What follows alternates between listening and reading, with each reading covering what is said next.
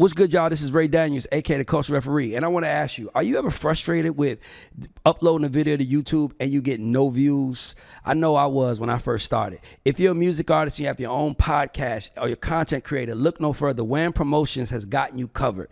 They specialize in high-end targeted YouTube campaigns that deliver real views, real subscribers, and most importantly, real growth. So if you're struggling with real organic YouTube growth, I'm here to tell you to go on Wham Promotions and use the promo code GODS and receive 20% when you check out. Tell them Ray sent you, you got 20% off. Let's go, guys. I'm looking to see you guys on the charts. Let's go.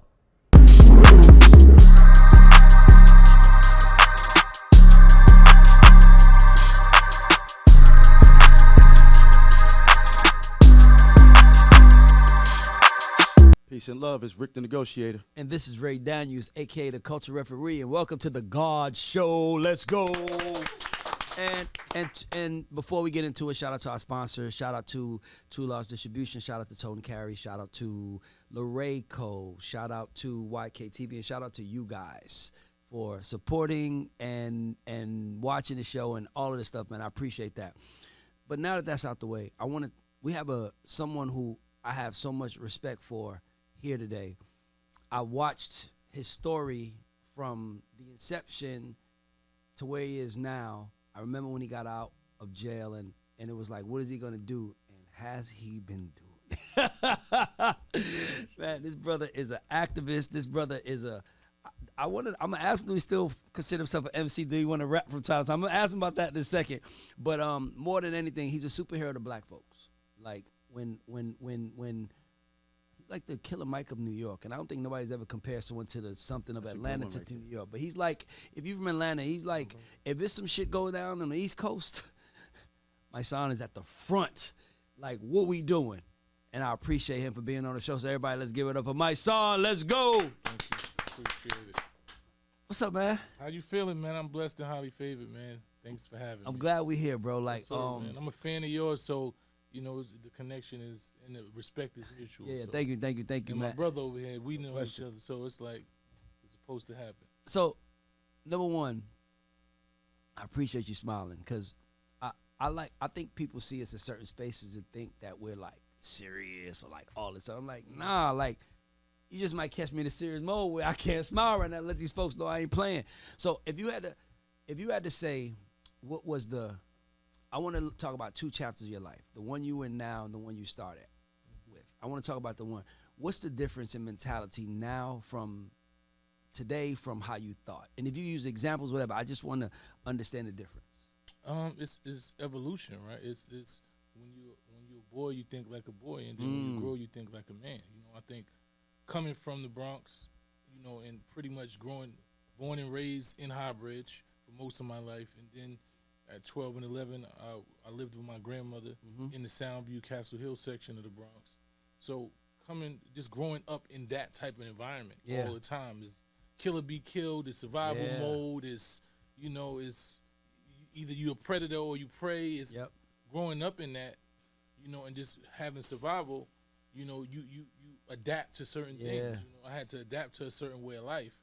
And so that's what I knew, you know, and then unfortunately being incarcerated at 21 years old, you know, after you have $1 million record deal. That's what I was about to say, You're sitting in the cell for 7 years, and then you start seeing all the people that come into themselves look like you. Yeah. You know what I'm saying? Young boys, 17 and 18 years, coming with 40 and 50 years, you know, for adopting, you know, principles in the streets and a way of life in the streets that we were taught. You know what I'm saying? And I say all the time that we normalize abnormality. You know, and we were taught wrong. We were taught shit that really didn't make sense, but it made sense to us at that time. Yeah. So I have a lot of conversations with young boys in the shit that they hold on to. Yeah.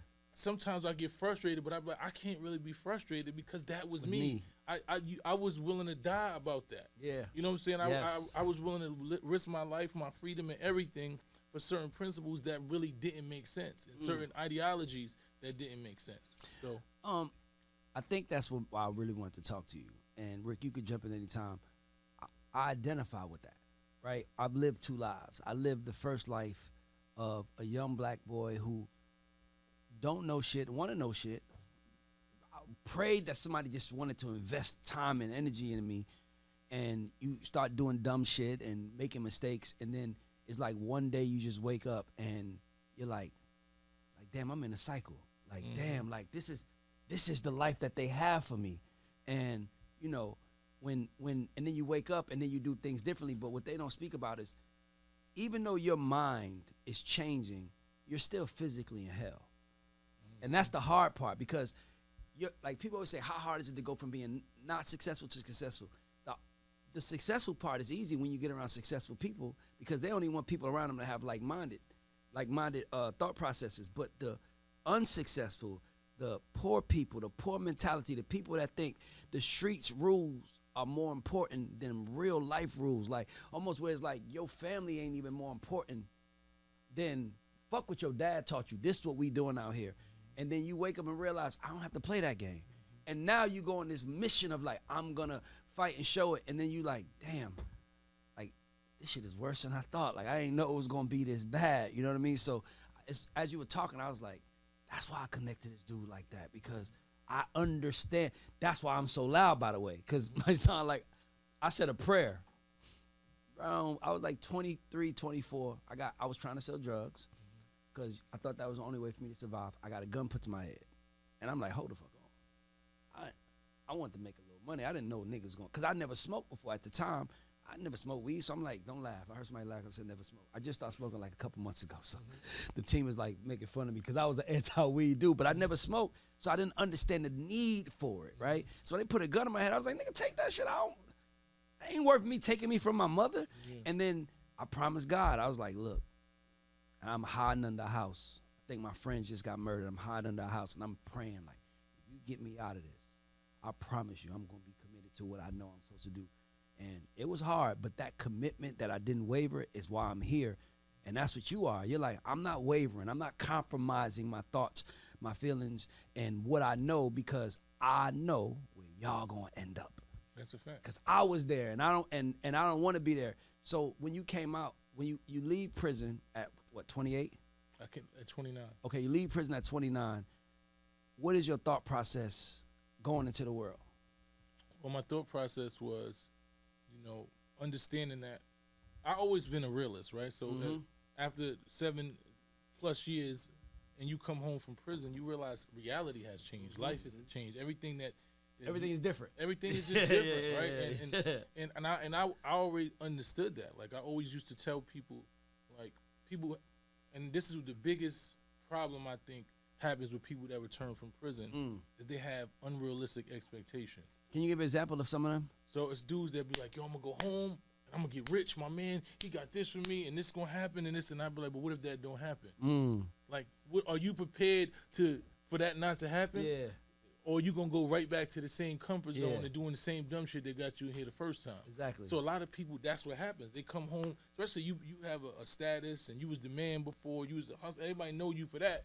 So you come back in society and you want to jump right back into that. Yeah. You ain't trying to slow walk it. You want where you got this and that, and then you know you have this mindset. No, I'm not going back to prison. I'm not doing that because this is gonna happen for me. Because such and such said he got this for me, and this is supposed to happen, and then all that don't happen. You and your girl start beefing because now you supposed to be the man, and she been waiting these years for you to come home, and you supposed to provide, and it don't happen like that. And the dudes who said they had something for you really don't got it for you, and then you like, I gotta get it. Now I gotta get it how I live. I gotta get back into the same. So what you do is you jump into somebody's indictment that they've been watching for 10 years. Right back. Literally, right back. Right back. I'm telling you, Right right That's back. what happens. You right. I never thought about it like that. And that's what happened. You just jumped into indictment 2 months. Because I literally watched dudes that had 15 and 10 years in come back in less than 3 and 4 months with fresh 10 years.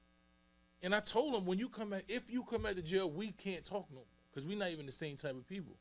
What? If you come back to jail for anything but protecting your family and making sure that somebody was safe, your life was threatened, if you come back here for the same dumb shit, then you ain't learned nothing, and I can't even associate with you. So I really had to cut dudes off that I spent the yard with for years, because I seen them with a fresh 10. Dude be like, yo, you know such and such back. I'm like, it's no way. And then you see them in the yard, and they embarrassed, and they won't look at you. And I'm like, you don't even got to look at me, because you know. we spent the yard and we talked about this. I said you got to be prepared for failure. That's what I tell. If you're not prepared for failure, then you're not prepared to return into society. Expound on that a little bit. I want to understand. So that. if you have this plan from A to Z, and then somehow at F, it don't happen. If you ain't ready to grind until you get to Z, like if you ain't ready to say, okay, I don't give a fuck, even though it didn't happen at F, I'm still not letting nobody take me back to jail. I'm gonna give you an instant. One of my friends, Jose, he calls himself Bronx Logo, and he got this. He has a mantra that is called "Never Going Back to Prison." I watched him live his life like that. Like he came home from prison after he had a gun charge, went to trial, blue trial, had 7 to something years, came home, grinded. Yeah. I gave him a couple $. He took that money, brought T-shirts, started selling T-shirts, just on the corner selling T-shirts. After he got enough money, he saved his money. He bought himself a hoopty. He started selling T-shirts out of this hoopty. He like, but I'm not going back to jail though. At all. It's nothing that nobody going. He going through stuff with his baby, all type of shit. But he like, I'm just not going back to jail, man. It's never. And I supported everything he did, and I watched him. He figured out how to use the phone. He started selling his products on the phone. After he brought his little hoopty, he brought a school bus that he turned into a trunk store. Graffitied on it, boom, got known in the Bronx. Started going on Instagram, boom, boom, people started selling his shirts. Now he got a store in the Bronx. So his mind state was, I don't give a fuck what I got to do. Yeah. I'm not going back to jail. There's no compromise. There's no compromise. Yeah, I agree I with watch dudes that wouldn't do that. It's dudes that like, man, I ain't selling no t-shirt. I need to do this. I'm supposed to be this. And if that's your mind state, then you're not prepared to fail. You're not prepared to have to get off the bike and fall and scrape your knees up and wipe them off. Be like, nigga, but I don't give a fuck. I'm not hopping on the train. I'm not that. I'm not robbing nobody's car. I'm gonna keep riding my bike until I get where I'm supposed to be. I was gonna ask Rick. Go ahead. I'm sorry. When you first came home, before you went in, you were known up and coming artist, New York. Steam, being in New York or Harlem, I know the steam was crazy behind you. Did you still have that in you when you came out, or was it like that's behind me now, moving forward? I mean, of course, I know I'm talented. I know how talented I am, and I know I can rap my ass off. That's neither here nor there. And you want to get back to that status. You know, you come home, you like, I'm gonna do this, I'm gonna do this, and then you start realizing shit changing a lot. Yeah. Right? The shit that I want to hear, the music that I like, it ain't even the same. So you got to be realistic with yourself and say, I still can rap, but there's a time that there's an era of music that I'm not even that relevant in. Yeah. Right? So I have to adjust. You got to make adjustments. So you still adjusting to the music, you adjusting to civilization, you adjusting to life. It's so many different adjustments. So when you realize, all right, I'm not going to be a multi-platinum rapper. I'm still going to be able to rap. I still got fans. I still got people that love me. I still can survive off rap. This time I can make music. I'm doing shows. I'm still able to make money to move by. I'm just not going. I understand right now in the cards, it's not for me to be Jay-Z, which I felt like I was going to be in 1999, and most people felt like that. Sure. But that's what it's called maturity. It's just being real with yourself and saying, I understand that this time and what I'm doing right now is not the same. So I have to make adjustments. So that's what it was for me. It's making adjustments and understanding the time we in and being realistic with yourself. A lot of people don't want to face certain shit. You just want to. Nah, I'm not beating a dead horse. I know I can rap, and sometimes I'm gonna put out some shit that they're gonna love. Yeah. There's been times where I put out records that people fuck with. I put out freestyles that that went for. I done did a bunch of shit, but I understand that is not the central purpose of what it is that I'm doing. When you start understanding your passion and your purpose is different, then you start moving different. Have you, by the way, I've dealt with this for years. This is actually my compromise. I always felt like, I don't know what it was, bro, but I always felt responsible for people that look like me. I always, and by the way, when I saw people that look like me, I felt like they should feel the same responsibility for me. So it's like, nigga, I'm just trying. Like, I just want a chance to feed my family. Like, that's all. Like, I'm not trying to, I don't want to pop bottles with y'all. I don't want my mom driving school buses for the rest of her life. That was my goal. And I got to this place where it's like, I'm not going to say I got on cruise control, but I got to this place where I had a really great understanding on how to do Ray. And then I got to this point where I was like, 2020, I cut a deal. I always was good, but 2020, I cut a deal where I was like, I never have to work again. And I remember I gave my family like $100K for their pockets. Like, I split it up between the family just to say I want to buy a Bentley, but I think the best thing to do is to tell y'all. What's good, everybody? This is Ray Daniels, aka the Culture Referee. And if you were wondering who this beautiful woman sitting next to me is my sister Tiffany Daniels Sai. Let's give it up for my sister. Everybody can clap. This is good. And my sister she's the most talented person in the family, and we started a family business, a signature scent company. So if you like smoke a lot of weed in your car and you want to get the scent out, you have to check out these scents. I know guys that use it for the weed. I know people that use it for cologne and everywhere they go to get compliments. We make candles. We make room sprays. We got them in kits. So if you want to buy something for your loved one or anybody you know that you care about, hit us up, LorraineCo.com. We're going to put the website at the bottom of it. But support this black business, support this black woman, and order, I promise you guys. As a matter of fact, use the word gods, and we'll give you 15% off. I just made that up, so if my sister's face looks crazy, don't get mad at her. I'll eat that. But guys, when I tell you this shit is incredible, you really should check this out. The best scents ever. LorraineCo.com. And we'll put it at the bottom of the screen. Thank you. Thanks. Thank you. And I retired. I announced my retirement, then I came out like 10 minutes later. I'm like, okay, I'm coming out of retirement. And I'm like, okay, so what does, like, it's like Kobe wearing 24 and then going to 8, all right? Like, what does the number change mean for you? Because it's like, Ray, you can go on and be very wealthy, or you can help the people.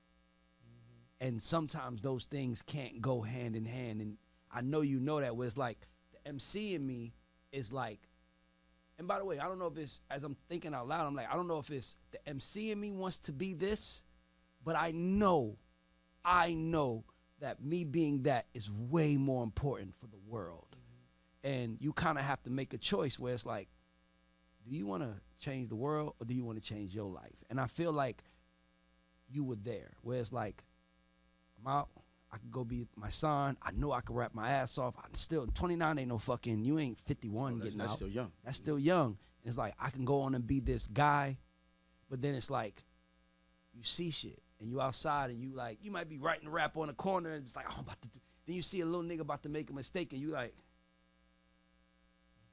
put this shit down. Hey, bro, don't do that.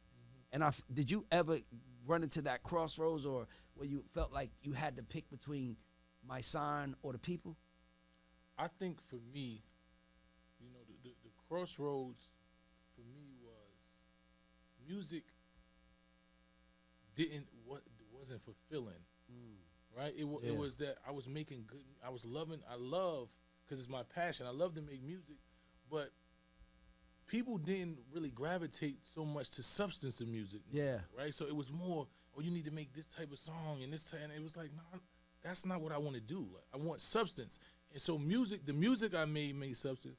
And then, it started connecting me to people of substance. Yeah. Right? So when you make music of substance and then you start having relationships with people who have that same mind state and like, yo, this music you made. So I'm meeting teachers and principals and activists. The real world. In the real world. And they like, yo, this music you made can change these kids' lives in prisons. Yeah. Right? I want you to come to detention centers. Yeah. Right? I want you to do this. So when I did a song, I did a spoken word, rather not really a spoken word, but it was like a poem more like. Mm-hmm. And when Trayvon Martin got killed, right? And it was called What Do I Say to My Sons? Right? And because I was so connected to that, like I was like, damn, this young boy got killed. And then so the story goes, I was in Florida and we were shooting a web series. Yeah. It was one of the first web series that before all of the things that we was actually shooting this web series.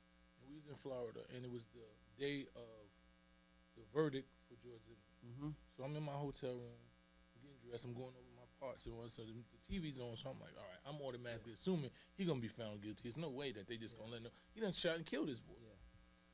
So when they found him not guilty, something just touched me. Yeah. Like it hit me in a way. Helpless. Like it's like hopeless. Like I can't. Yeah. I started crying like I was 5 years old. Yeah. Like I don't remember ever crying like that. I was crying so much. People in the next room was like, yo, we leaving. And they could hear me crying. They came in like, yo, you all right? And I was just like, yo, they really killed this boy. Yeah. Like that could have been my son. My son was around the same age he was. Yeah. I'm like, what do I say to my son now? Like somebody could just take your life from you. Yeah. and you can't defend yourself. Like Defend yourself, he get killed. He still gets off. And is nobody accountable? Like it doesn't make sense to me. So, the whole day I had to reconcile with that. And while we was driving back home, we drove from Florida home. So the whole ride, I just wrote this. What do I say to my sons? And the guy who was filming the web series, as soon as he dropped me off. We went in the park, and my sons was outside. So he's like, let's shoot this video right now. And we shot the video as soon as we got back. That's hard. And the song was so good, it resonated with, a person that I met. I met Tamika Mallory at that time. And she was working with Trayvon's mother. So when she heard it, she was like, yo, Trayvon's mother need to hear this. So she let her hear it, and then connected me with Carmen Perez, who was running Harry Belafonte's organization. She was like, yo, you need to come to the detention centers, and we need you, like, these kids need to hear what you're saying. So then that's what I'm saying. The substance of what I was doing started connecting me to different people, and it was like, that's what I wanted to be doing anyway. Like, I always wanted to do, like, when I used to hear certain songs, it was therapeutic for me. Yeah. You know what I'm saying? Like even DMX slipping is not like for me. Slipping, like DMX is that's my mentor. You understand what I'm saying? So like I sat with DMX in his hotel room for hours as he just rapped to me and talked to me about his life and how he made all of these songs in '88. Like the first album he made the music from that. The lyrics was in '88. They just changed the beats. So he like, these is '88 beats and songs, and I told people that they was gonna go platinum, multi-platinum. And so just hearing them stories and just knowing how spiritual he was, and just how he didn't give a fuck about no money. DMX didn't care about that. I remember we went to Vegas, and he told him, take me to the hood. Like, take me to the project. Where's the projects? They drove to the projects. He told the security, stay over there. He went in the middle of the projects, and everybody was coming outside and hugging him, and he was just giving away money, and he was free. He wasn't scared. Nobody was gonna do nothing. He was of the people. Yeah. And it was like, damn, that's what I want. And that was in 1998 when he did that, and that was before I went to prison. So like that was all I wanted to do. I wanted that feeling. So when I came home and I started doing music, and people started gravitating to the way, it's like that's what type of artist I want. I don't give a fuck about materialism and that. That's not for me. Yeah, because you're a purist. Like, you really love rap. Like, that's something that you honor. I could just hear it. Like, it's like I want to rap, but I also want to fulfill my purpose. Like, I don't want, like, it's like when you, like, even now, like, as I'm listening to you talking, I'm like I started thinking about my son. I'm like, where my son at? Because it's like, we really got to protect our kids. And there's a lack of, to me, black masculine energy in the world. Like, even like somebody like Tamika Mallory, like, she's lead, like, I don't get, and it's like men are like standing behind her. I'm like, no, we need to stand next. And sometimes in front, in case you even think about it. Yeah. You know what I'm saying? And for me, it's like, I'm watching us as black folk, like, I'm watching the women rise to the occasion and the men kind of fading around. And that's why I fuck with you, because I'm like, we need strong, masculine, male, black voices who are like, fuck that, because we can't protect black women from the other room. We got to be right there with them. So I just want to tell you, I appreciate that, because that's the most noble shit you could do, is say, I'm going to go do what I got to do for the people. And, if I get something for me, then great. But I can't lay down that night knowing that there's a kid out there that I could have saved their life, but I chose to go smash a chick or make a record or go have fun. Like, it's the seriousness of it all is crazy. I saw you post something about you taking all bets for Kamala versus Trump. Well, I was actually talking about in the debate. No, I knew that. I saw that. Okay. Who the hell is trying to bet for Trump? Like, where were the people? Where they saying that? It's so unfortunate, right? And it's basically what you said, right? We just had, it was a closed door meeting somewhere last night. Me and you was there. Yeah. So, what I had to say in that meeting, I felt like, why do I got to say that? Yeah. You understand? Why do I got to say a bunch of black men that we should be protecting a black man? Yeah. I don't give a fuck what it is. Yeah. We supposed to not let nobody disrespect and harm. Yeah. Like, that's how I was raised. That's how the rules should be. That's just automatic to me. Yep. We are in a time and in a culture that celebrates disrespecting our women. Period. That, like, it really celebrates and pushes the dudes who do it and try to justify. Like, there is a justification for everything that happens to a black woman. Well, she shouldn't have did this. Well, what did she do? Oh, well, he punched her in the face. But what happened before that? Like, that's not a question for me. Yeah. Like, I don't need to know what happened before that. I just know that wasn't supposed to happen. Right? Even if me and you disagree, like, you my brother. If me and you got a disagreement, if somebody else come in, whoa, that ain't happening. Yeah. You understand? And that's the code that we went away from. Our sisters is supposed to be off limits. When a woman, anybody see a black woman and see a black man, they supposed to fear. Period. She is protected. Yep. Like, she not here by herself. But we don't have that no more. We don't have rooms where we don't have spaces. You got black niggas just holding the camera now laughing while dudes is punching women in the face. Like, I don't even understand the mind state or the energy that I don't come from that. Yeah. And I'm never going to capitulate to that. You never going to make me feel bad because I'm saying that I'm not going with a 78-year-old white woman over a black man, black woman. Yeah. You're not going to make me feel bad. Oh, you doing identity. They've been doing identity politics for hundreds of years. Yeah. We got 46 presidents and 45 of them is white. Yep. And the white people voted for them because they was white. Yep. So you telling me that I'm saying I'm voting for everybody black? I'm wrong. The fuck are you talking? That's the tricknology. It's just like they did with religion. They said, look, thou shalt not kill.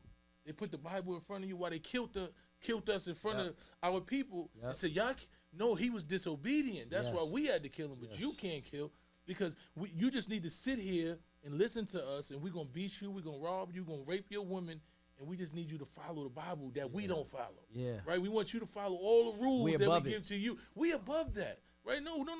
We can do identity and race politics. We can look and say, look, you're a nice person for a black person. You know, the white woman could tell the Indian man, I would vote for you, but you're Indian, so I can't vote for you. And nobody can find that wrong. Yeah. But you say that you want to make sure that you uplift your people because we've been at the bottom for so long, and I'm going to do everything I can to possibly help them, and they tell you that you crazy. Yeah. And what happens is they've convinced other black people to that dumb shit. They got other black people telling you that you wrong because you saying, I don't give a fuck what you say, I'm with the sister. And I'm not going to let nobody do nothing wrong. And if I feel like I got to check her, then we're going to have that conversation behind closed doors. Because that's how I was raised as a man, as a strong black man. Yes. So I don't know what this other shit is that they pushing on us. Yeah. And I'm not going to bite my tongue. I'm not going to get quiet. I'm going to get louder and louder. Because I need y'all to understand, I'm 10 toes down. Like when they say standing on business, I am completely standing on business on this. It's no wavering for me at all. I agree with that. No, I 100%, 1000% agree with you. I'll take it deeper. When I see a black woman on a bus stop, I get hurt. Yeah. I'm like, what man failed her? Like I just told you, I said I knew my mother was not. My mother didn't know that she wasn't going to be driving school buses in a few years. She was just like, oh, my son's trying something. Nah, you don't know. I'm changing our life right now. So when I see that, but we always, and I'm asking you this question because I have respect for you. We always talk about what's wrong with us. We never focus on a solution. Do you have any action items specifically for black men, how we raise them, how we do this, that you think we can implement right now into our culture that will then improve our culture? Well, you know, I think we got to start with our youth. That's what I mean. That's what I'm talking about, right with our youth. So what I got a book called Raising Kings, right, for elementary through high school, right? And it's 10 principles of manhood. It's the principle that I was taught what manhood looked like. I think right now, these young kids have been taught everything wrong about what manhood is. Manhood to you is who's tougher, who can hurt somebody, who got more money. All of that shit is superficial. Manhood is about integrity. It's about morals. It's about emotional intelligence, right? It's about principle. That's my word. Emotional intelligence. All of these things, right? When you start to really understand what it is to be a man, it's about having empathy, right? It's about having respect. These are the words that I was taught as a young man. That those are the ingredients of manhood. So when we start having rites of passages, we start having real mentorships of real men taking young men and saying that's not what men do. Yes. This is how men move. Yep. You see a woman right there, you Give a seat up. That's give it. a seat up. I was on the train yesterday, driving downtown to go to do something, but I got on the train, and all these women sitting up and these men sitting down, and I'm like, man, would you like my seat? Yeah. And they was confused, like that ain't even something normal no more. Like that was always. I wish you would have been sitting down on the train. My mother, she like, boy, if you don't get up, like that's not even. And then that men is saying, oh, come on, they need to figure out how they self. Women are independent. I'm like, what the where do we? Who is raising these niggas? And that's what it is. We got to start raising men. Yeah. Like we got to have real conversations with men. And if we not doing that, if that's the solutions, the solutions is the men got to start raising men. Yes. Because a lot of these men, these older, they was raised wrong. Yep. Unfortunately, me being in prison, and I'm seeing generations of men in prison, ain't no fathers in a lot of these households. Yeah. Right. And what's happening is a lot of dudes in the community ain't taking the responsibility, saying that's my son too. Yeah. Right now, they don't listen. No, bro. What do you mean they don't listen? Fuck all that. These young boys is going to fall in line when they see strength and they see a man walk into a room. Because it goes back to we interviewed Graf, and he was speaking about a kid that he was talking to, and the kid was standoffish, and he stayed away from him. And everybody was kind of like, and he was like, I recognize that energy because I was that kid. So he walks up to him and he's like, what's up? The kid don't want to talk. Then he starts talking to the kid. He's like, yo, I'm gonna let you. What's good, y'all? This is Ray Daniels, a.k.a. the Culture Referee. And I want to ask you, are you ever frustrated with uploading a video to YouTube and you get no views? I know I was when I first started. If you're a music artist and you have your own podcast or your content creator, look no further. Wham Promotions has gotten you covered. They specialize in high-end targeted YouTube campaigns that deliver real views, real subscribers, and most importantly, real growth. So if you're struggling with real organic YouTube growth, I'm here to tell you to go on Wham Promotions and use the promo code GODS and receive 20% when you check out. Tell them Ray sent you, you got 20% off. Let's go, guys. I'm looking to see you guys on the charts. Let's go. Right now, I've been that way. My father got murdered, and then the kid looks up and he goes, my father just got murdered last week. It's because nobody takes the time. Yes. You know what I'm saying? I've done that. I've walked into correctional facilities with the most standoff, toughest, murderers, this and that. And as soon as you walk in the room, they looking, oh, it's another one of these dudes coming here with this program. They looking at you. Start having a conversation, and then I say some shit to rap, and then it's some shit that in the rap that touch them, and you see they mind change, you see the eyes open different. You say, what's your name, King? And you start having a conversation, and then you building with them. Now you built this connection. Now they listening to what you're saying. Yeah. You got to find an entry point. You can't just stop because one thing didn't work, because they used to this shit. These young kids are brilliant, and they see through bullshit. Yep. And they know when you here because the cameras are on or you trying to get a check and all that shit. They see through that shit. Yeah. I never have issues with young dudes. It's the issues that I have is more the people closer to me. Me and my son might argue more than I have conversations with people outside of that. Yeah, but even my son had to come to, and then I remember this was the most biggest defining moment, understanding that what you do, it takes time. My son turned 20 years old, and I just randomly going through Facebook, and I see a post that he writes that says, I just realized today that my father never told me nothing that was wrong. Everything that he ever said to me was 100% correct.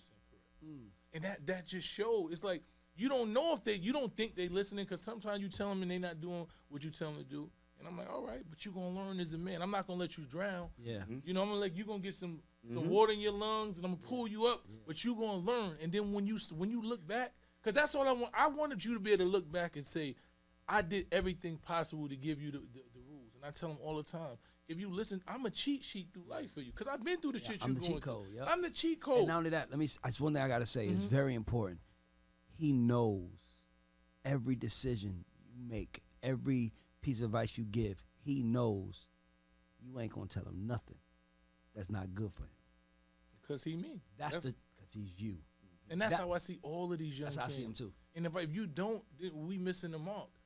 I see the same way. Because a lot of times, I say all the times, instead of giving these kids game, they running game on the kids. Yep. Yes. These older dudes are trying to figure out how they can manipulate the kids or get over on them. Like, no, I'm not trying to do that to these young kings. I actually want you to be better than me. Yes. I need you to be better than me. For my daughters and for other, I need that. If you're not better than me, then I'm wasting my time. Then we failed. Nobody gave me the shit that I'm giving y'all. Unfortunately, I had to figure it out. I had to get the bumps and bruises. I had to sit in prison cells. I had to walk outside. I had to hustle, scrape. I had to do all type of shit that I didn't want to do.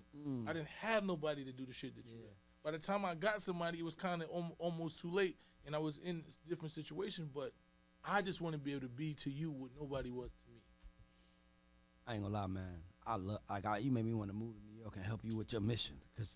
Seriously, because that's what I'm on. Like, my whole goal is I'm gonna be America's black father. That's what I thought. I was like, I'm gonna be America's black father, because who the fuck else is gonna set the example for these kids and let them see what a man looks like? And what I mean by that is that's why I call myself the culture referee. It's all how I'm seeing it. I'm like, I don't mind saying you're wrong. Like, somebody said, like, I'm like, the thing that somebody interviewed us earlier, and they was like, this is, and I was like, let me tell you something about daddies. A dad doesn't, first of all, a father prepares you for the world, right? Your mother nurtures you as a human, but your father prepares you for the world. But dads don't apologize for what they say. Like, dads don't need you to love them. Like, I want you to love me. You're my child, but I need you to respect me and understand what I'm teaching you, because you're going to go out there, and I've been out there. Exactly. And I know what out there looks like, and I know how one bad decision can change your life, or one bad move can make your life, and I know one good move can make your life. But you got to see it when it's coming, because it comes so fast, you don't even realize that. One day you like chilling, next day you like, yo, wanna come over here with me? Next day you in the gang, next day you doing some other shit. Next day I've been putting in work, and now you don't even know the fuck you are when you look yourself in the mirror anymore. And I know that, but I also know, and I know both of you guys know this, is that the reason why they're acting that way or they're doing those things is because they're so impressionable. Yes. So let's give them another impression. That's right. That's what I'm on. That's what you on. That's why I wanted to talk to you, because I'm like, let's give these kids another impression of what a man looks like. A man who looks just like you. We ain't talking like other people. We talk like black men. We think about you. We love black women, and we want to show you that this is, because when you look in the world, it's like, it's like characters. Like, which character do I want to play? It's like we all looked up to the drug dealers because they had the girls. It's like, shit. Everything the way you want I don't want to be presented. Yeah, that was it. That was it. Whoever had the girls is what we want. Whoever had the nice shoes is what we want. But then you got to get to that point where you realize the shoes don't make you. The girl don't make you. It's what's in your brain that makes you, and that's why you have to invest in your mindset. And when I say invest, I don't mean invest money. I mean invest time. Go look for a mentor. My father died when I was 22, and that shit was like the worst day of my life, because my father was like he was the nicest man I ever knew. Never yelled at me, never hit me, and I knew he always had good intent for me. So when he passed away, and I watched everybody else, like, kind of just, it was like life went on. That sounds weird, but it's like, of course it's supposed to, but like, damn, he ain't even in the ground, and y'all talking about the. And I was like, I remember, not to get it off record, but off track, but my father told me his whole life that he had a life insurance policy. Right around the time he died is right around the time that I wanted to be in the music business. It was weird, because the last words my father uttered to me was, I had a dream that you didn't make it, and I want you to go make it. Last words he ever said to me. And when he passed away, it was like, oh, well, maybe it's the insurance policy that, like, maybe he died to make sure I got the insurance. And the insurance policy lapsed. And I'm not going to lie to you, my son, I was happy. I was happy it lapsed, because I was like, I don't want no motherfucking boost for my father's death. I don't want to make $1 because my father died.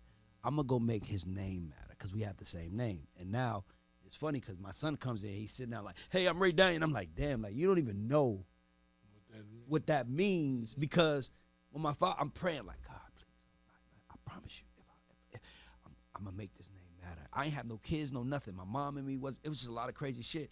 But I had to become the man, and my father dying made me the man. And I always searched for male figures because my father was dead, right? And then my son being born, 2008, it was like, no more male figures. I am the male figure. No man, no looking for outside validation for another man. Because this motherfucker right here, he needs my validation. And how can I validate you when I'm like, who's going to validate me? Right.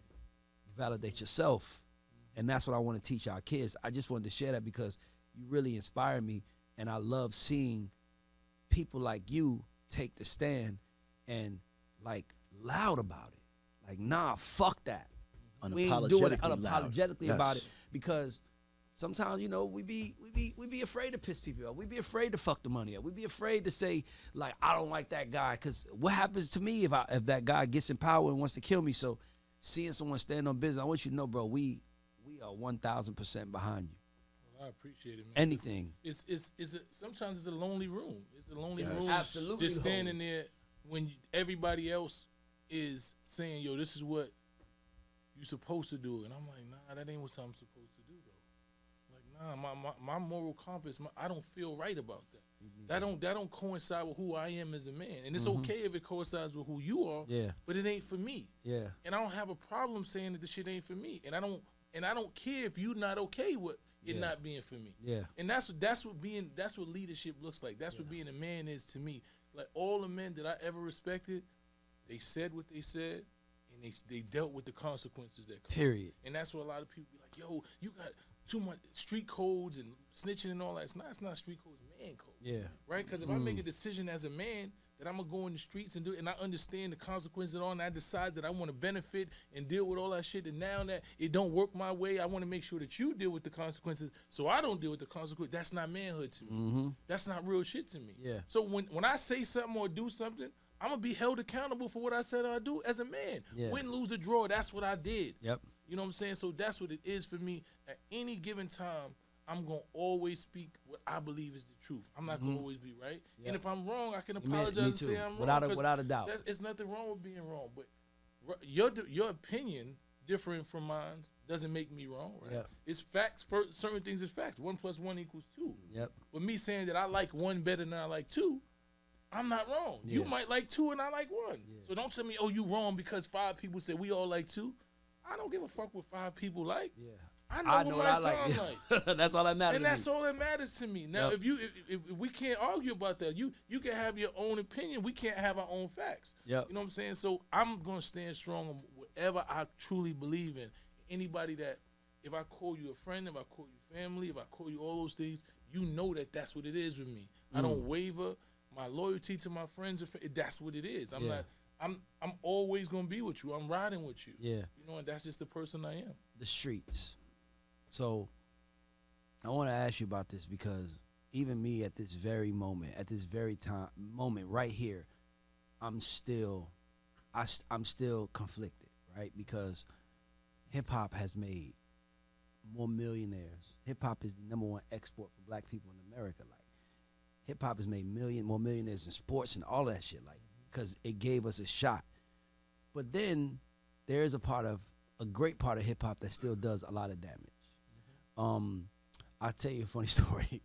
So I was working at a label, and my last situation, I was trying to sign Beat God. He had that song, Club God, Yeah, from Texas. Poke It Out. And the girl said, "I ain't gay, but I let a bitch eat me out." I do. And I thought that was fire line. I loved it. I'm stuck with him. With this nigga, I don't want to fuck with him. I'm in the pool with my kids, my nieces. The song comes on, and they start singing it. And I'm like, and I swear to God, I wanted to say something to him, but I was like, "Nigga, how can you? You pushing it. You want to push it, but you can't get mad at the outcome." My mother has a famous saying. Shout out to my mother, Lorraine. She says, "If it's good for the goose, it's good for the gander." And I can't tell you that you above it because you my son. Because if they son ain't above it, my son not above it.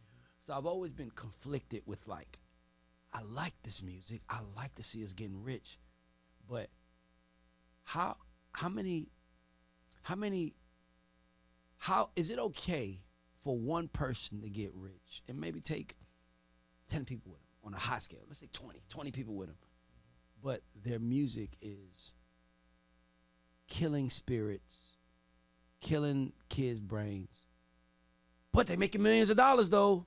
Like, so when I think about the streets, I'm always like, I feel like the streets has a real toxic relationship with hip hop and the youth in it, and making them feel like you have to play by these rules. Our rules matter more than your mom's house. Our rules matter more than what your daddy taught you, because in the streets you get killed. You know what I'm saying? So, like, do you think there's as a rapper who is also an activist, but who also wants to see his people succeed, do you think that there is a conundrum there that traps us all, where it's like, damn, I gotta sell a little bit of my soul to get there, because if I try to make some shit that's lyrical and meaningful and everything, they ain't gonna wanna hear it because there's no melody in there. There's nothing catchy about it, right? So, like, I gotta make something catchy and melodic for these people to jump on. but I'm saying shit that I know is gonna do damage 10 years from now. And I'll tell you something, last thing.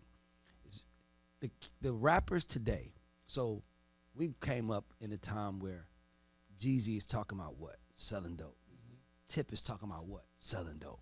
Like, by the way, no disrespect, no, none of them, because we don't know. We just turned up in the club. Like, what's good, y'all? This is Ray Daniels, aka the Culture Referee, and I'm here to talk to you about YKTV Magazine, which is the #1 magazine for prison entertainment. These prisoners are sitting in jail. They have nothing to do but read these magazines and read your ads, buy your music, support your business, anything that you can do that's online commerce. They already have published over 140 magazines with 36 major artists that have covered it, and I'm giving you an opportunity to advertise this magazine and get directly to an audience that you know has the time and the money to spend. Info at the bottom, info at the God Show. Holla at us, whether you're an artist, producer, whoever you are. We can help you with your business. Holla at us to get to YKTV. And then you look at these new rappers, and it's like all they talk about is using drugs. So you say these new niggas using drugs. We was selling drugs. Nigga, you was selling drugs to their mamas. That's why these kids is on. These are the crack babies right now who are just rapping. These are the crack babies now rapping. Babies. That's what I'm saying. Like, these are the crack babies rapping, and we're tired of them. But nigga, we have to take ownership of.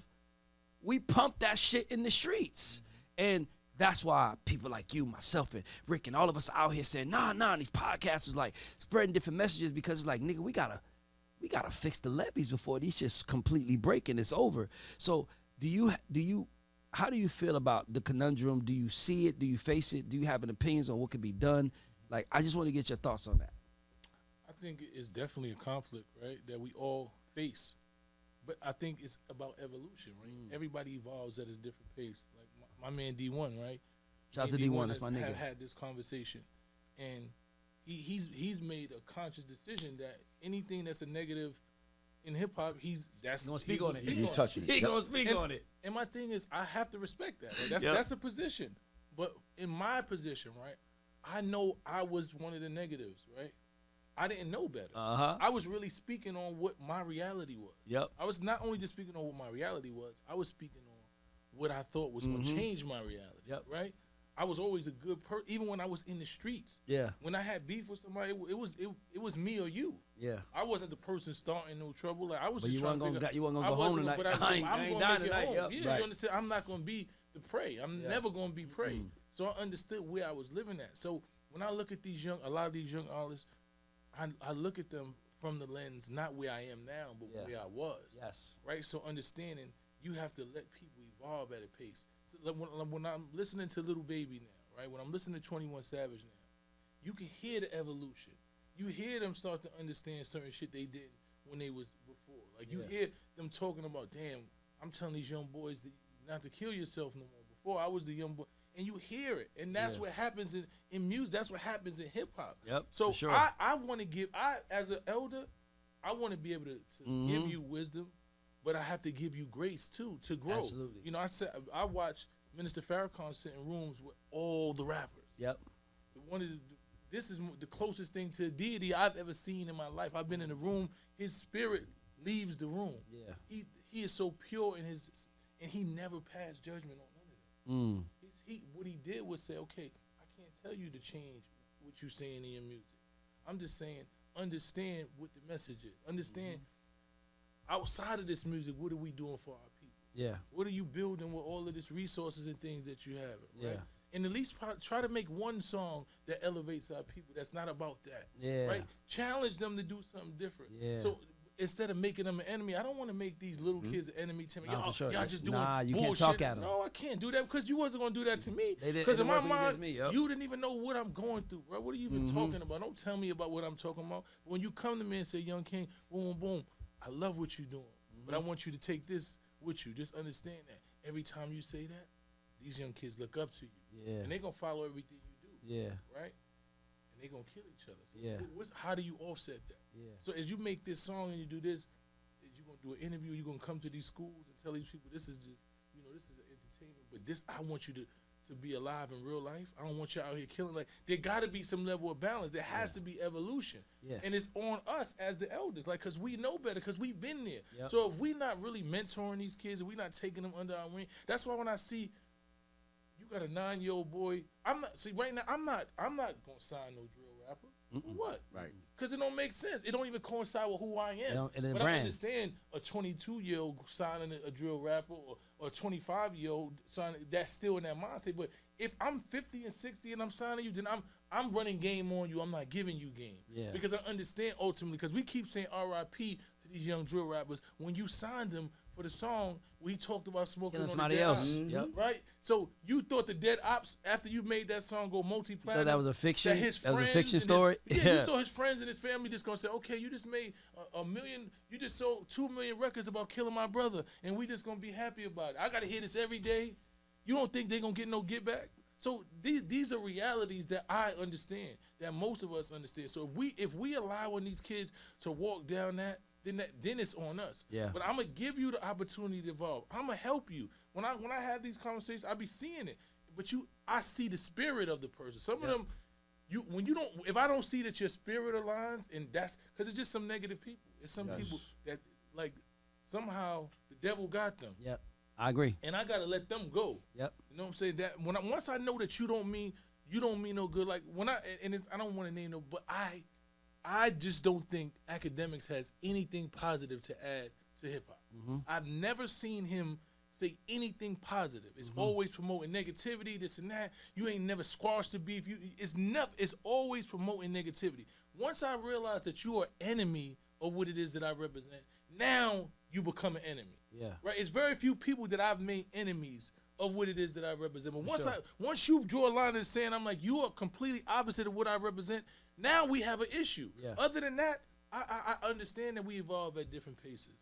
Understand that all of us ain't gonna get that. Understand that some of us gonna do a little bit good, a little bit bad, but we all trying to figure it out. So I can work with you on that. Yeah. But once you made it clear to me that you're a complete enemy of positivity, and you don't give a fuck what you got to do to make some money. You gonna promote the most negative shit and compromise this culture at any cost? Nah. Now those the people. Now we got a problem. So when you hear me call, it's because I said, damn. Well, where's the positive that you add to this? Yeah. Like because some of us, it's negative shit. I might call my brother like, come on, bro, don't do this. Yeah. You know what I'm saying? Even like I've Fabio's young boy. Boom. But I've had conversations with Fabio and I see positivity. Yeah. I've heard music now, him involved in talking about how he want to change and this happened and telling stories about keeping him out of jail. I've seen evolution. I see a little piece of something where I could work with you. But once your spirit is so dark that you don't give a fuck and you willing to let these kids drown, you contributed to the murder rate and every day you don't care and you just gonna keep that negative. Nah, now we at war. You at war with what I stand for as a man. I agree, but so even with Ack, to me, and I don't know Ack, never met him before, but to me what I see is just, and I say this respectfully because I don't have no ill intent for nobody, but I just see somebody who just ain't been cool their whole life. Like, and now he finally got a little cool, and he's just like, I want to be as cool as I can be, and you adjacent to street shit, you're like the reporter of street shit as it's happening. He just killed him, with no responsibility to it. But the problem to me is that in our community, I think the biggest change has to be we don't put nothing over money. We don't put money over nothing. Quick story. I was in the middle of a deal, and the lawyer for the company who was doing the deal, he basically was dragging his feet. He wasn't moving, but the boss didn't know. So we went with another company. The boss found out and basically was like, Ray, you're banned from my building. I'm like, what the fuck did I do? I didn't do anything. I'm just this. So I called the lawyer at the time who he's working with, and I was like, hey, man, she just cursed me out, told me I'm banned from the building. We need to tell her that it was the lawyer. And this is the Jewish lawyer, and his manager, this is the Jewish lawyer, and the lawyer that worked for the company was the Jewish lawyer. So I was like, bro, we need to let her know it wasn't me. Like, she telling me I'm banned out. This is my family. You know what he said to me? He said, if I tell her that lawyer is going to get fired. So I said, I don't give a fuck. I'm getting banned from a building, and it was his fault. He goes, a Jew? Get a Jew fired? I got to talk to my rabbi before I make a move like that. at that moment, I was like, I got so much respect for y'all because, Ray, I'm in business with you. I'm making money with you, but he's a Jew, and I am not about to get him fired without talking to my rabbi because that's not what we do to each other. They don't put nothing over each other.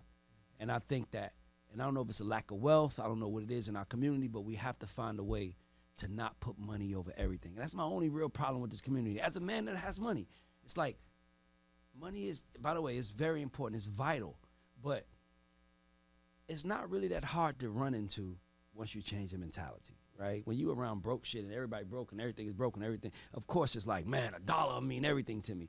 But once you start realizing your mentality changes, the money is drawn to you because now, because people want to do business with good people. And, you know, for me, I wanted to say that to you because to me, I wanted us as black people have to have those rules where it's like, hold on, what? I'm not doing that to him. Nope, I'm not doing that to him. I'm not doing that to him. He's black. He got kids. I know. Like, even though I don't know him, I know him. I know him. Me and you met yesterday for the first time, but I know you. I know the parallels we have. I know the struggles we have because we all have the same or very similar experience when you from the hood, right? Like, we was talking to Self was like, I ain't never had it. My mom and dad was in the house. I'm like, well, I can't relate to that. You know what I'm saying? But I can still relate to a couple things because you still like fly shit. But, nigga, I know I can relate to you, but I wish that we knew that we needed each other.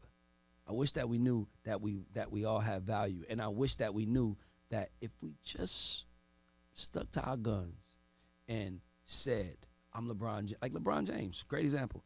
Hey, I'll do a deal with you, Nike. Hey, CAA, I sign with you, but Nike, you're going to have to let my man Maverick in there.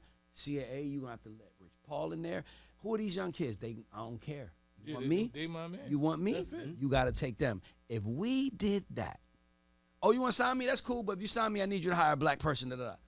Man, but we be so afraid of fucking up our shit. It's not so much that afraid, it's that a lot of us haven't been taught unity. Right? We don't even normalize unity. Right? Because when we go to school, it's about who got the better clothes and who got this. Other coaches, they don't have that. No, they're not like they're not even thinking about. They're not even thinking about that. They just they see us all as one. Like when you walk up, the shit that they wear, they don't. That's not even the furthest thing from their mind, right? So the way that they think of wealth and the way that they think of possessions is way different than we it's not wealth is not a money thing. It's not a money thing. It's a life thing. It's a life thing. It's a youth thing. The wealth to them is making sure all of their family, all of us are good. So that's what wealth is. It's like the more people that I empower is now I'm wealthy. Yes. We We don't see it that way. We want to be the only person in the room with this. You know, we want to be able to say, I got more than you. Like, even when you listen, I got more money than you. I make more money. Come on, I got more. Like, we don't hear white people have those conversations. I've never heard Jews say that. They don't even talk about that shit, like, amongst each other. They walk into rooms as one. So we don't have, we've been taught to hoard and try to figure out how to get more than each other. Yeah. Like, and that's what it is. How to get one up on each other rather than leveling up with each other. And that's the thing, right? And that's what capitalism is, right? So when you get people that build a system that keeps us in constant competition with each other when they not doing that and they got all the wealth, it's like, I remember when I was young, right? My friend, God bless her dead, we used to steal from video games. Right, so we used to go to literally we used to go to the downtown to where all the video games was, and he used to know how to break. He had a screwdriver. He used to break the back of the video game, and he'd be in the back, or one of us would be in the back and taking the quarters out.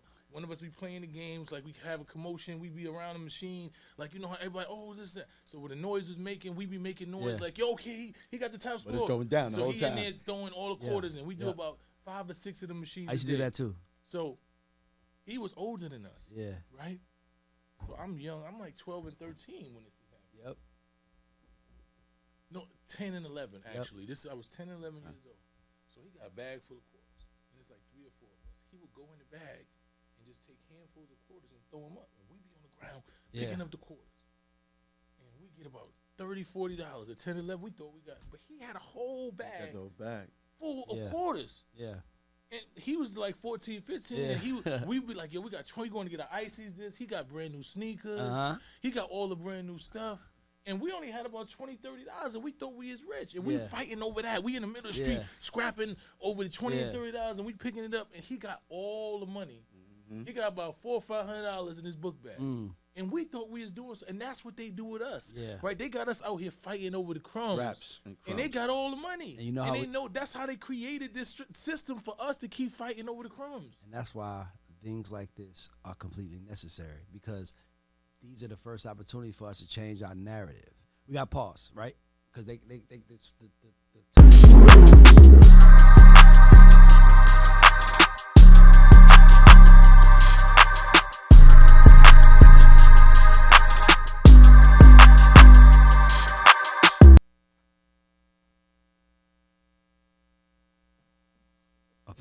I be fucking with them, bro. I be fucking with them. I don't say nothing, like, Ray.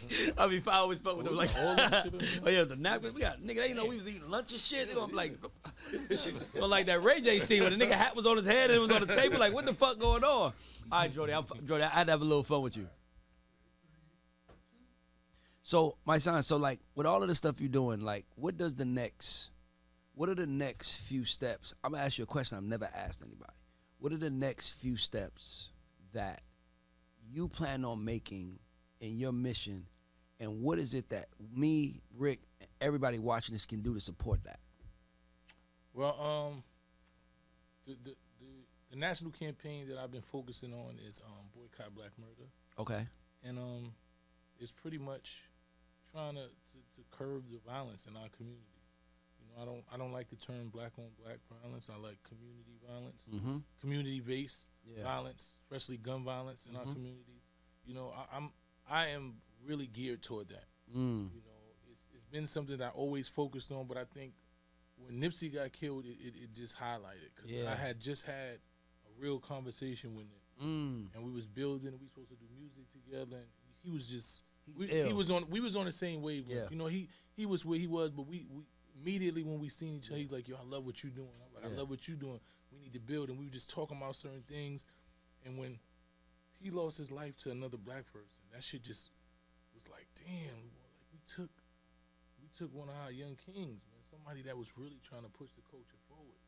And we didn't even understand it. And we didn't even recognize who he was until he wasn't here. Yeah. You know, and that's the shit that really says to me, that gave me a level of understanding. Yeah. Because we don't really recognize who we have here until they're not here. Yeah. And most of the deeds that you really do while you're here, you don't really get celebrated or acknowledged for. Yeah. You know, so it showed me, it's like, damn, I don't care about what goes on right now, because I know that I'm doing the work. I know that I'm on the same wavelength of the people that everybody that you don't even notice. Like, I didn't know, because to me he was always dope. Yeah. As an individual, just listening to him talking, he was always dope to me. But I just didn't understand that he had that same impact to so many other people. Everybody had. It was almost like he was a quiet goat, and his death made everybody say, "I had a moment. I had a moment." Exactly. He did. Yeah. It's like, so it was just like that made me say, like, damn, there's so much more that we should be doing, and what can we do? What can I do?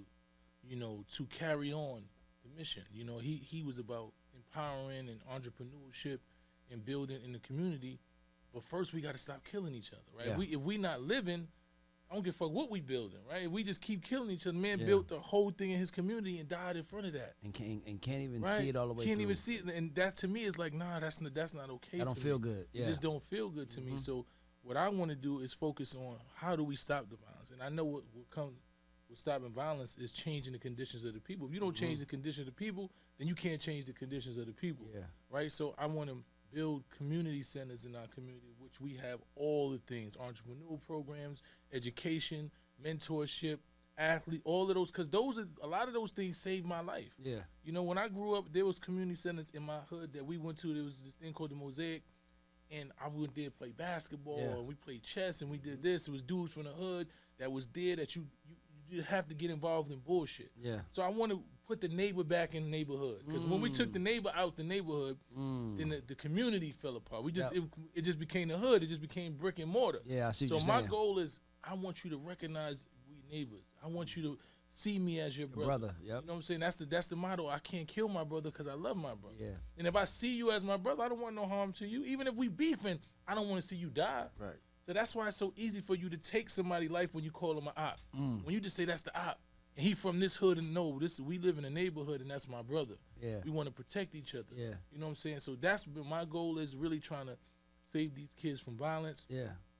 Empower them, give them knowledge, give them wisdom, give them opportunities. Because I noticed when I left poverty, when I left the community, and I didn't think about how I'm gonna survive, how I'm gonna get sneakers, or how I'm gonna eat, and worry about all of these things, and I went outside of the community and seeing how other people was living peacefully.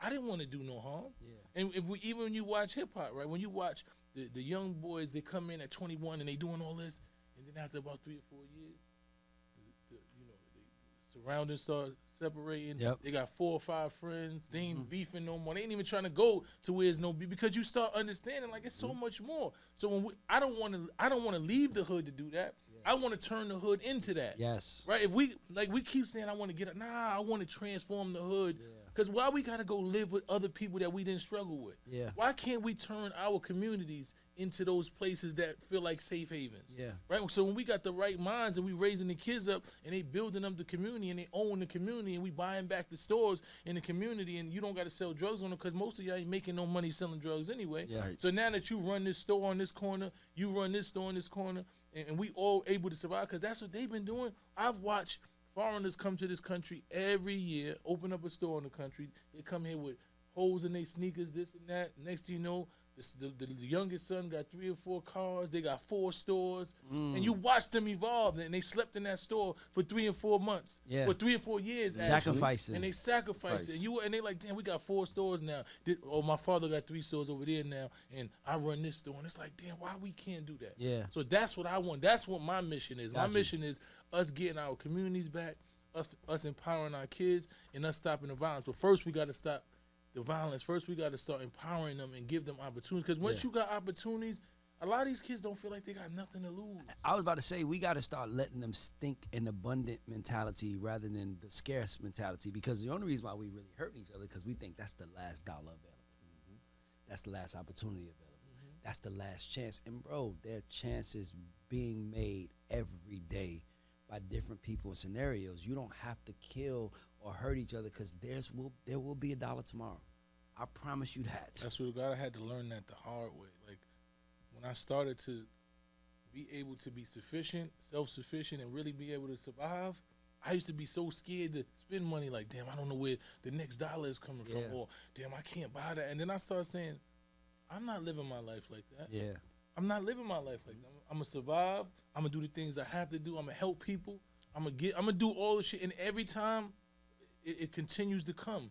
And that's why I never glorified or cared about money. But Sure. I always didn't want to starve. Yeah, for You know what I'm sure. saying? So I'm like, damn, let me keep this, make sure I hold on to this. And I don't live my life like that. Yeah. And I see how things just come in abundance now.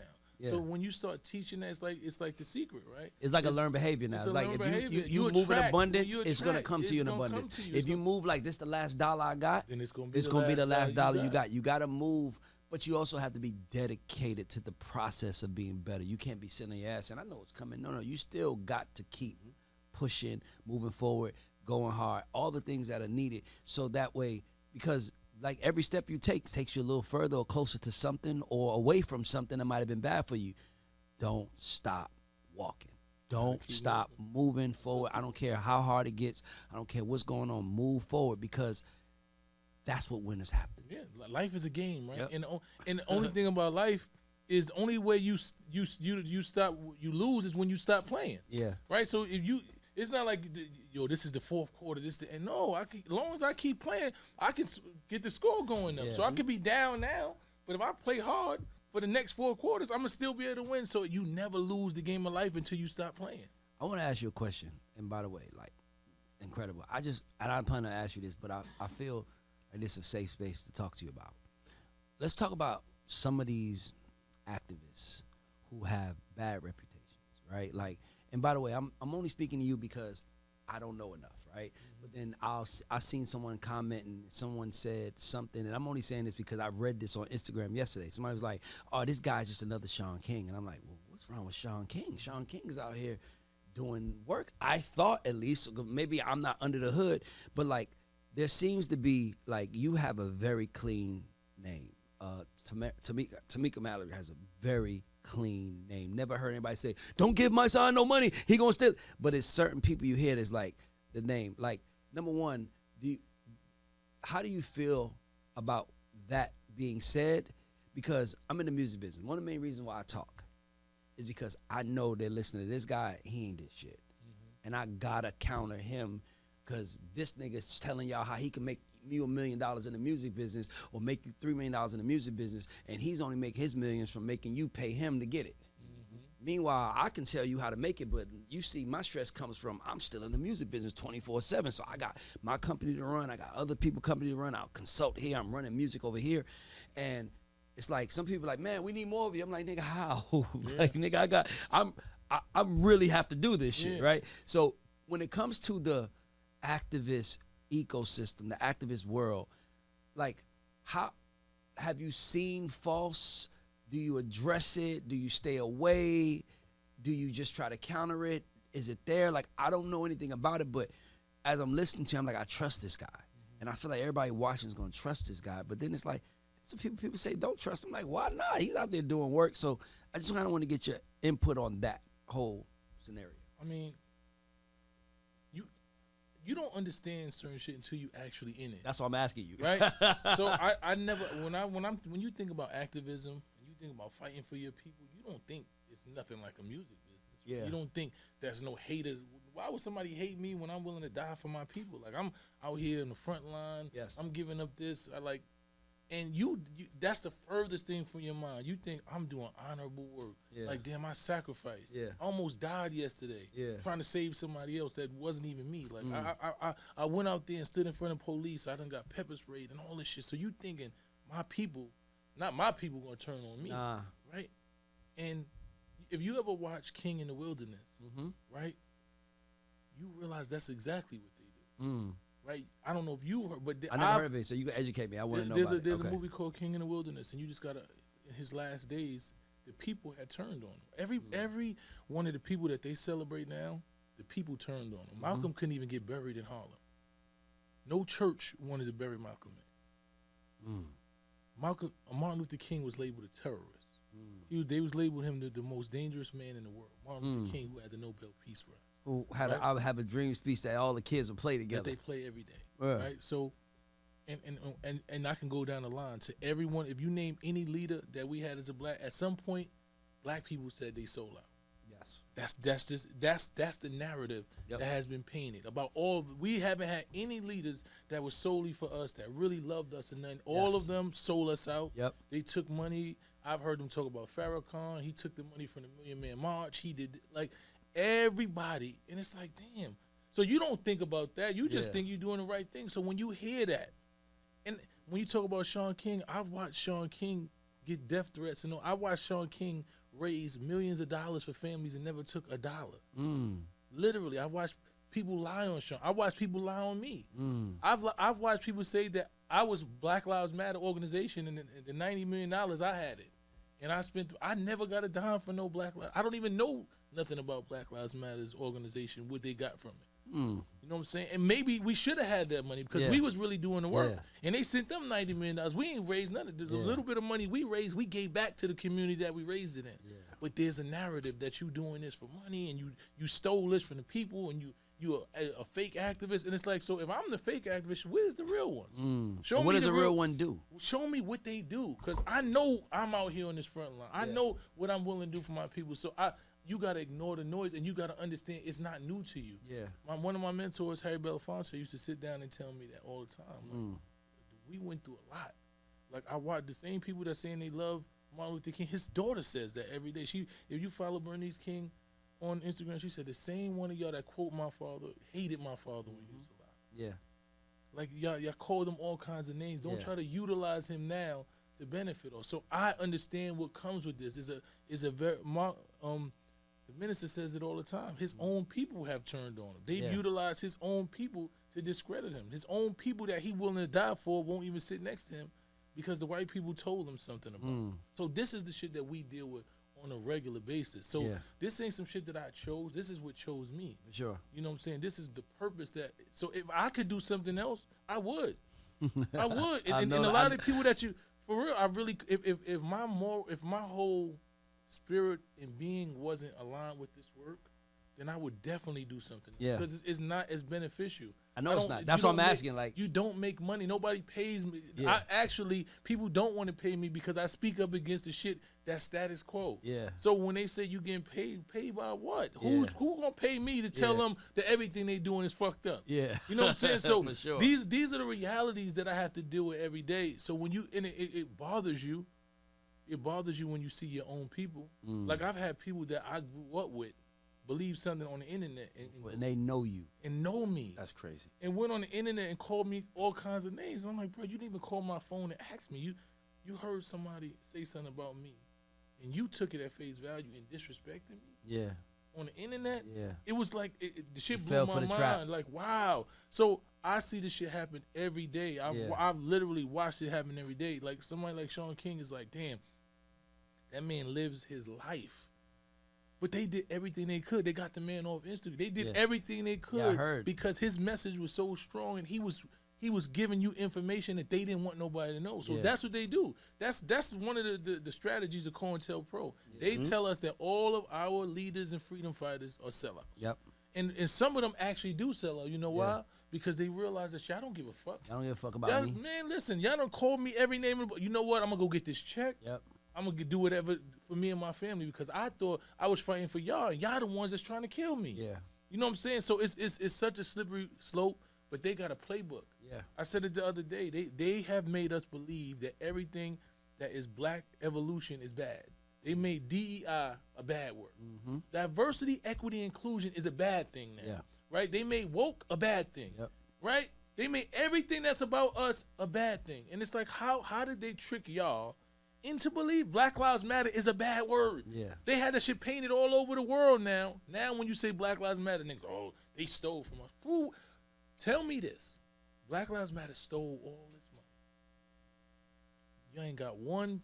They ain't get arrested for nothing. But your president got 96 charges and he innocent. They just made this shit up.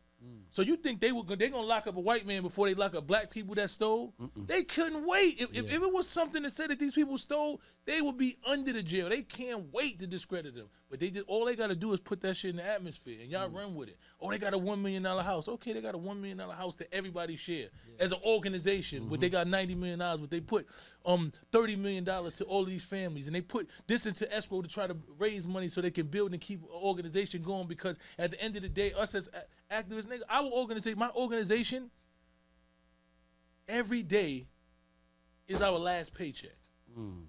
Nigga, we every day we close to closing our doors to doing work, literally doing work. Every day we gotta say, damn, we might have to skip a paycheck. I don't know how we gonna pay our bills. Yeah.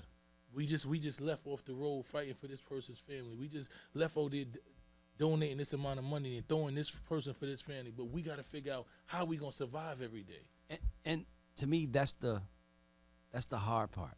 To me, that's the part that frustrates me because, like, you know, me, I'm in New York right now. I don't know, I mean, it's like 14 of us, 13, 15. That shit costs somebody.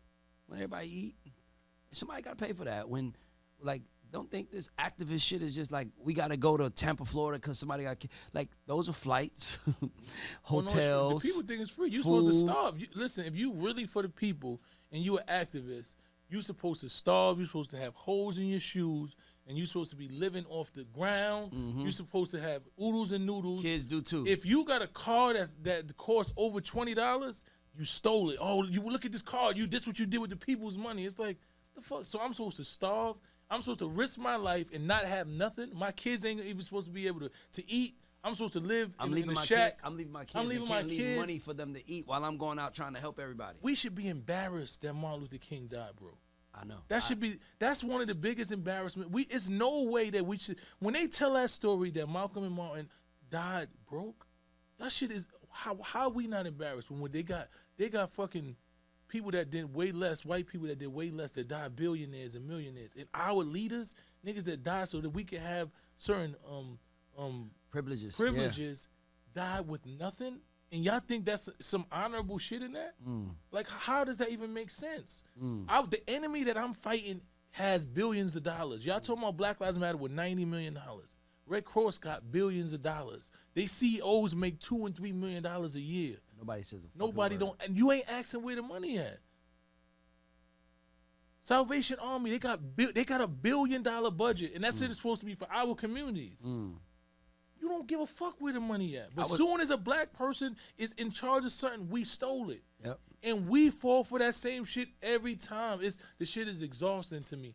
I had to, because I'm such an honorable person and a principled individual, that when you start accusing me of stealing and doing some shit that's outside of who I am as my character, it bothers me. Me too. Like, you can't play with my name, because That's all I got. I never had nothing else. I never had a bunch of money, but my name has always been good anywhere I went. From jail, streets, they gonna say that man move with honor. So when you start accusing me of shit that goes against my honor, I had to really learn, like, yo, you know what? They don't even know no better. Yeah. Because they done fell into this system that told them that anything we do, that we in control of, that we stole, that we negative. So I had to really learn how to deal with that shit. And I've just learned how to get to it. I just literally, in the last couple of months, I've learned how to deal with that. Understand that our people are just traumatized and we bruised. Just like when you look at this shit that's happening with Kamala, you got black men.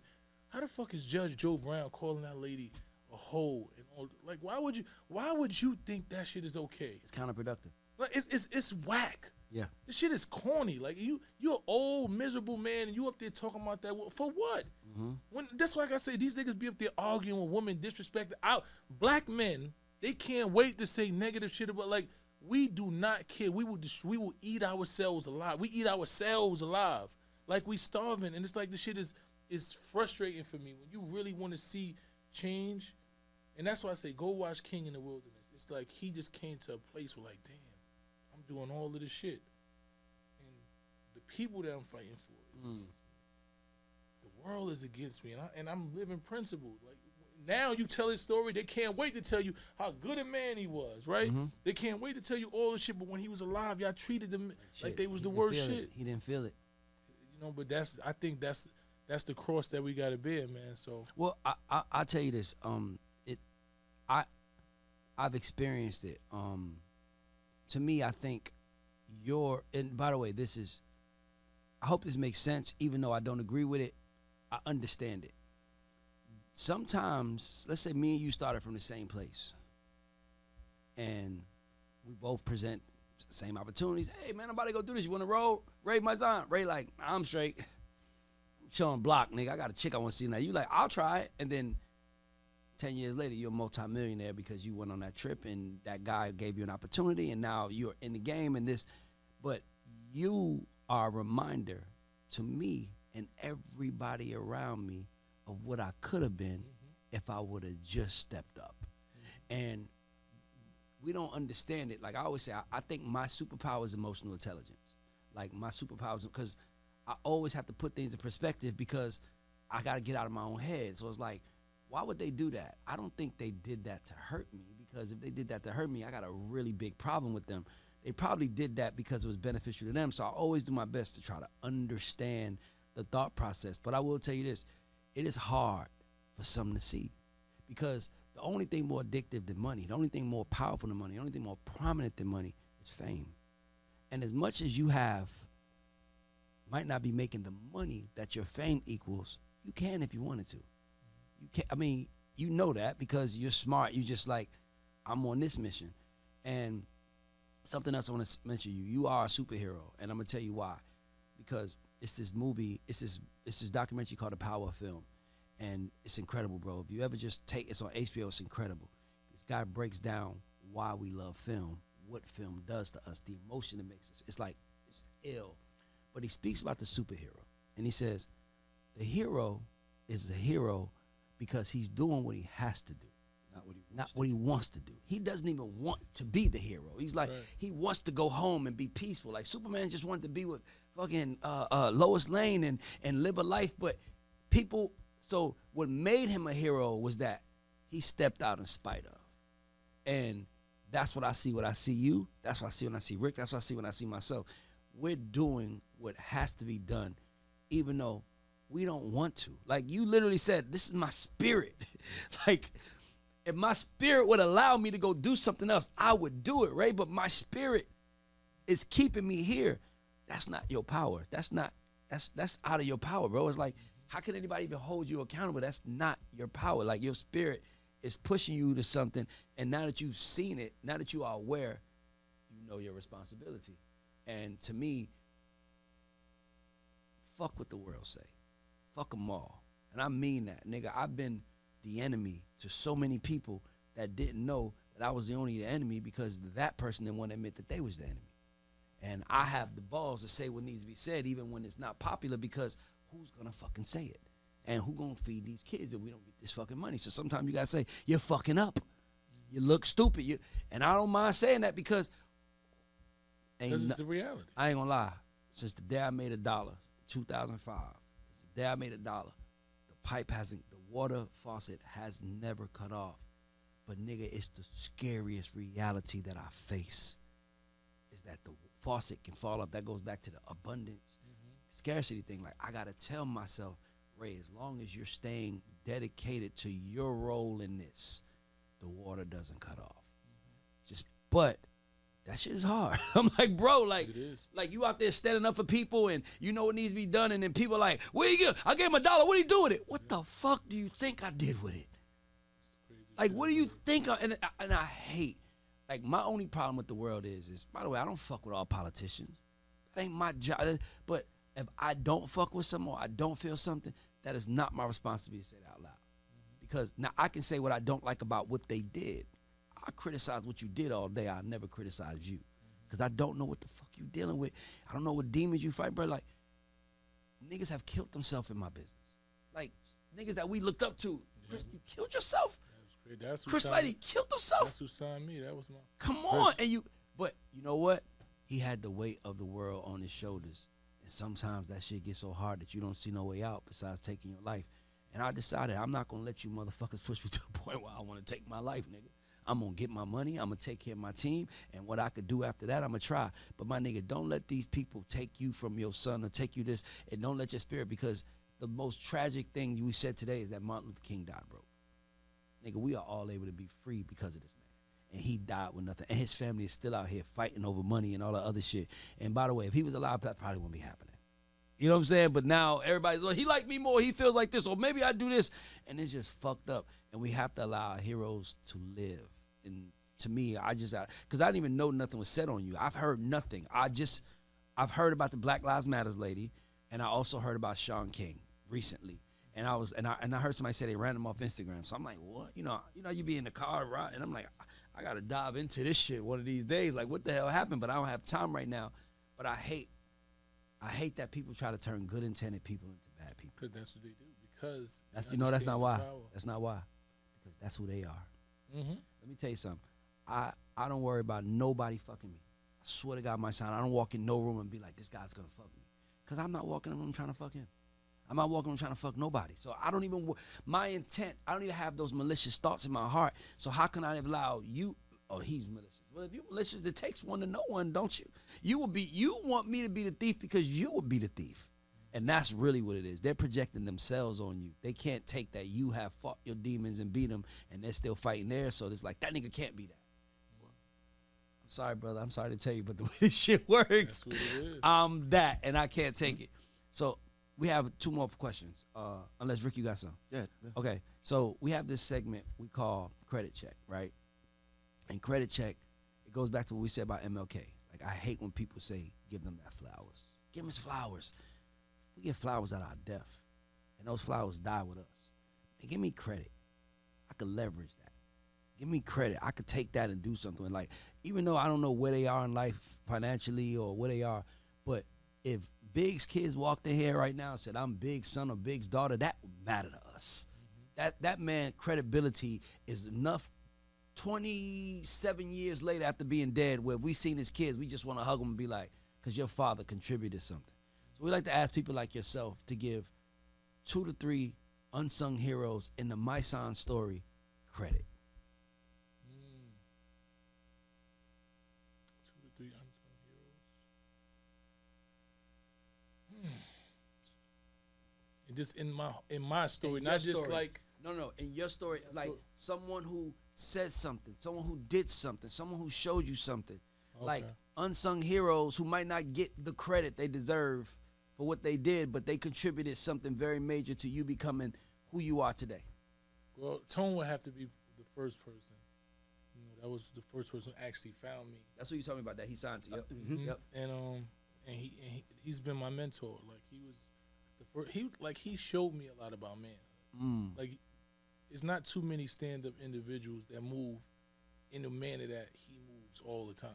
Like he's just that principle, and he's been able to survive and navigate and flourish just being based on principle, Being solid, being solid. So he's love that. Like I've never seen him just not be solid. You know, regardless of anything, I just never see him. So I would have to give him his flowers, his credit.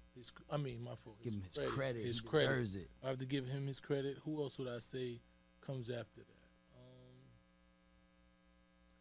Let me see. Unsung people.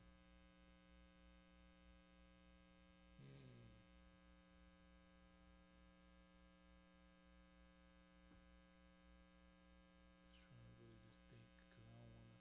You want nobody pissed off.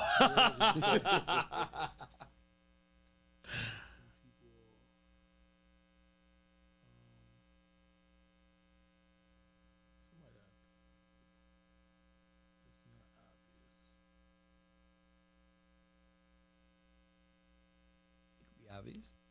It was a brother that I was locked up with. That's a good one. Right? I like that. And I seen him lately. He's home. His name was Cozy, and he was like one of the brothers that took me in his wing. You know, he had a lot of time, and he was in there for like 25 years, and he used to just always build with me, like just always just talk to me like, what you want to do in life, like, what? And he inspired me. He kept me focused in that time. You know what I'm saying? He was one of the brothers that really, really just kept me focused in that time, regardless of what was going on. He always just gave you perspective. Gave me perspective. Yeah. To the point when I left prison, I would always think about, I wonder what Cozy's doing. Like, what would Cozy do in this situation? He was a humble brother, real smart. He would give me books all the time. I need you to go read this book. Tell me what you think about it. Then I go, and then he'll ask me like, so what you thought about that book? And then he'll quiz you on it. Like, tell me, what's your favorite section? Like, so you couldn't bullshit. Couldn't bullshit him. Yep. You know what I'm saying? He was love guys like that. Love people like that. That you just couldn't bullshit. And what else would I say? Just because I want to think of just people that is just so far. They don't even think you remember that shit. Like Cozy be like, "Wow, that's crazy."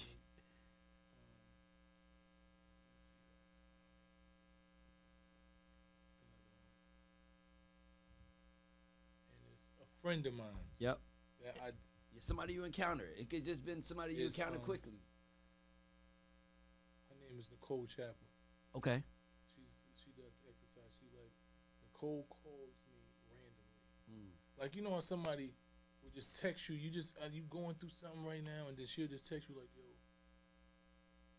you're a king, and I love your spirit, and I'm praying for you and your family, and you inspire and motivate." Like random texts out of nowhere, right? Or she'll just randomly call me, and it's nothing more than just like brother and sisterhood. Like it's nothing more than it's so genuine, and she loves my family the certain way. Yeah. She loves like this is somebody that's just genuine. She don't like most people don't know that she does, but she like I be going through shit randomly. I'm like she could feel it, and then she'll just text like, "King Mysonne, I just want you to know that you're doing a great job. You're a great father. You this and that," and I be like, where did this come from? You know what I'm saying? I always tell her, like, you like one of my guardian angels. So she's somebody. I like that. I use that reference, too. I always say I got guardian angels. Like she's one of those guardian angels. Yeah. So, this is the last question. You want to ask me when we ask it? Go ahead. This is the God Show. The God Show is an acronym for goats and underdogs. That's why the logo is a goat and underdog. Do you consider yourself a goat or an underdog? If you consider yourself if you don't consider yourself a goat, what do you personally have to accomplish for you to say, I'm a GOAT? I think I've always been an underdog. You know what I'm saying? I've always been that, and I thrive in that. I thrive in challenging myself and proving people wrong. Like my motivation has always been naysayers. You know, that's always been. So I don't think I don't know what it will take for me to be a GOAT, right? I think that I always thrive from that position of underdog, right? I have people that tell me, yo, you a GOAT. Like, you know, you get those people that tell you that. But I always feel like it's something more to be done. Right? I always feel like I can be accomplishing more, or I can be doing more, or I should be doing more. But I think in my space, I'm so comfortable in me, right? I don't know. I know I could be doing more, but I'm comfortable with me. Yeah. Like, I love me. Yeah. Like, I'm confident in everything that I do. I don't move in space like You don't I shrink. don't I know what you belong. mean. I don't Yeah. have to shrink. Like, I'm so comfortable in my space and anything I do, whether it's music, this and that. I'm just comfortable. Yeah. And I think it shows. Yeah. You know what I'm saying? So any room I'm in, the most powerful, the this and that, I always connect with people because I'm just authentic. And that's I think my superpower is just being authentic. Well, I'm gonna tell you something. This show has like been doing very well, and we get hit with name after name after name after name, artists, managers, executives, people that got books and everything, and they be like, "Ray, you want to interview?" And I'm like, "Give me some information on them." You know why? Because I don't want to sit down with nobody who, unless I feel like they goated. And when Chris, shout out to Chris Lack, love that man, love that brother. When he hit me about you, I think I didn't even get the chance for it to be on Red to say, hell yeah. That's my brother, man. Because we see you as a GOAT. Absolutely. And let me tell you something, bro. Perspective is everything. And not that you need it, but I just want you to know something. From 21 to 29, you was in jail. And if that guy from 21 to 29 could see you now and know that this way he gonna be, the whole time he in jail, he'd be smiling because he'd be like, he that nigga. That's real talk, man. You that nigga, bro. Thank you, bro. Thank you for redeeming what they thought was broken. So I can't let you downplay yourself, my nigga. You are a GOAT. No question. And I mean that shit straight up, brother. You a real nigga, bro. And that nigga in jail, proud as fuck. Cause I know that 16-year-old Ray that was afraid, listening to Tupac, trying to figure out what the world's about, thinking nobody saw me. He look at me every day like, you motherfucking right, nigga. You fucking did it. I never let go of that. Cause you wouldn't be this person if you let go of them 7 years. You know that. That's them 7 years is what pushes you, the fire, whether it was the system doing you, whether it's that you, everything in you is because of that. And everything in me is because of my childhood and my father dying. And nigga, I can't let the fire die inside of me because I remember that mentality, and I never want my body to feel that again. I want my body to feel strong, confident. So you are a GOAT, bro. Like, I couldn't wait to talk to you. When Chris said you was at the event, I'm like, I'm on my way. I want to meet him. Like, yo, make sure he there. I want to meet him. And my team know I be unfaded about everybody. They're like, yo, I don't, because I'm that nigga. So for me, it's like, if I'm gonna talk to somebody who we can spotlight, I want to spotlight real men. Because the problem with our America, Black America, is men have been diminished in their voice and their opinions and their thoughts, and that's killing the black family, which is killing the black child. And then these kids are growing up confused, feeling lost. A man breeds confidence in his family. His woman walks around confident because of who her man is. His kids walk around, his mother, because of who her man is. And we got to get back to those type of men. And I see that when I see you, and it just takes one to know one, so I just had to do this interview. Well, I appreciate it, man. Like I said, I'm a fan of you. And Thank you, brother. Every time I see you, I'll be like, that's what I'm talking about. Yeah. When I hear you saying, I'm like, yes. Yeah. We need those voices, because the rest of them bullshit voices is oversaturating, especially on the internet. You just hear bullshit after bullshit, and they just keep pushing it. They just try to amplify that, and they try to make you believe that that's what you're supposed to be. Yeah. So when I see like-minded individuals, and I see people that move in a purpose and a passion the same way, it's definitely inspiring and motivating. So just keep doing what you're doing, brother. And on that note, shout out to our sponsors. Shout out to Toten Carry. Shout out to Two Lost Distribution. Shout out to Yoko Vodka. Shout out to Lareco. All the people that support us.